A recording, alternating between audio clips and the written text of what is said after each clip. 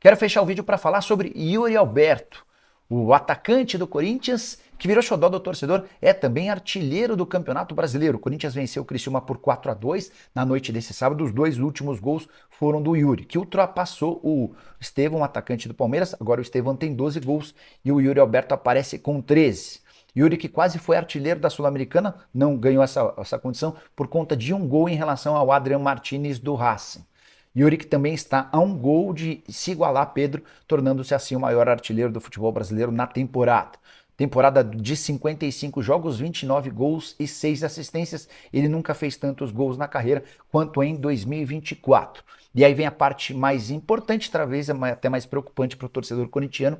Antes de gravar o vídeo, eu conversei com o André Cury, que é o empresário dele, para perguntar se o West Ham é a maior possibilidade de contratação do Yuri. Ele contou que não, que é uma negociação com um time inglês e outro espanhol, mas o West Ham não está entre os interessados. Essa grande fase do Yuri deve acabar por confirmar sua saída no fim dessa temporada. O Corinthians ficaria com mais ou menos 12 milhões e meio de libras, estamos falando de quase 100 milhões de reais. Só para completar em relação ao Timão, mais uma vitória, a 7ª seguida.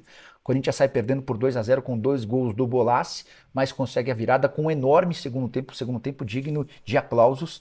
Classificação do Corinthians para a Libertadores da América segue bastante avançada. Próximo jogo em casa contra o Bahia, super importante, confronto direto por vaga em Libertadores. Se você curtiu, quero fechar o vídeo para falar sobre Yuri Alberto, o atacante do Corinthians, que virou xodó do torcedor, é também artilheiro do Campeonato Brasileiro. O Corinthians venceu o Criciúma por 4-2 na noite desse sábado. Os dois últimos gols foram do Yuri, que ultrapassou o Estevão, atacante do Palmeiras. Agora o Estevão tem 12 gols e o Yuri Alberto aparece com 13. Yuri, que quase foi artilheiro da Sul-Americana, não ganhou essa condição por conta de um gol em relação ao Adrian Martinez do Racing. Yuri, que também está a um gol de se igualar a Pedro, tornando-se assim o maior artilheiro do futebol brasileiro na temporada.